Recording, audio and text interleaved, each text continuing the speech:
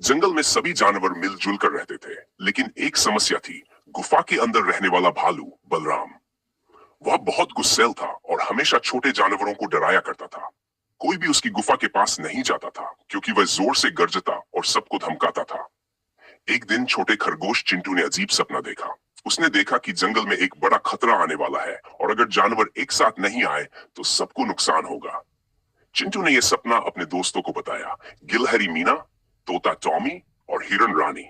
हमें कुछ करना चाहिए, मीना ने कहा। लेकिन भालू बलराम हमें कभी साथ नहीं देगा, हिरन रानी बोली। हमें कोशिश करनी चाहिए, टॉमी ने सुझाया। कुछ ही दिनों बाद जंगल में एक नई मुसीबत आ गई। पहाड़ों से नीचे एक विशाल नदी बह रही थी और वह धीरे धीरे जंगल की ओर बढ़ रही थी। अगर कुछ किया नहीं गया तो पानी जंगल में भर जाएगा और सबका घर डूब जाएगा। जंगल के जानवर इकट्ठा हुए और हल निकालने लगे। हाथी मोती ने कहा, हमें जल्दी ही एक मजबूत बात बनाना होगा, वरना पानी जंगल को बहा ले जाएगा। लेकिन हम अकेले ये काम कैसे करेंगे?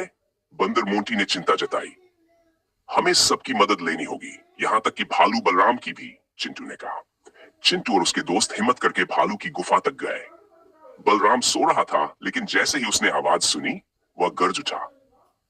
तुम सब यहाँ क्या कर रहे हो? उसने गुस्से में पूछा। बलराम भाई, जंगल पर खतरा है। अगर हमने जल्दी कुछ नहीं किया तो हमारा घर डूब जाएगा, चिंटू ने हिम्मत करके कहा। भालू ने पहले तो अनसुना किया, लेकिन जब उसने देखा कि सारे जानवर मिलकर मेहनत कर रहे हैं, तो उसे एहसास हुआ कि उसे भी मदद करनी चाहिए। अब तो पूरा जंगल जुट गया। हाथी मोती ने भारी लकड़ियां और पत्थर लाकर बांध बनाने में मदद की। बंदर मोंटी और गिलहरी मीना ने टहनियों को जोड़कर बांध मजबूत किया।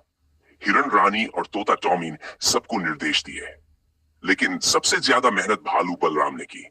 उसने बड़े बड़े पत्थर उठाकर नदी के रास्ते में रखे, जिससे पानी का बहाव धीमा हो गया।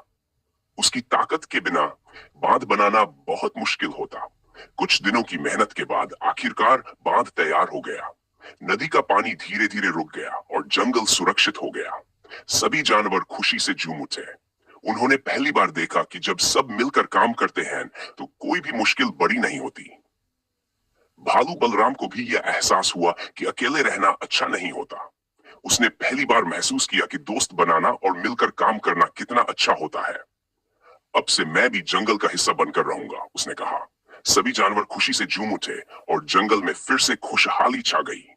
सीख, मिलजुल कर काम करने से कोई भी मुश्किल हल की जा सकती है और सच्ची ताकत एकता में होती है।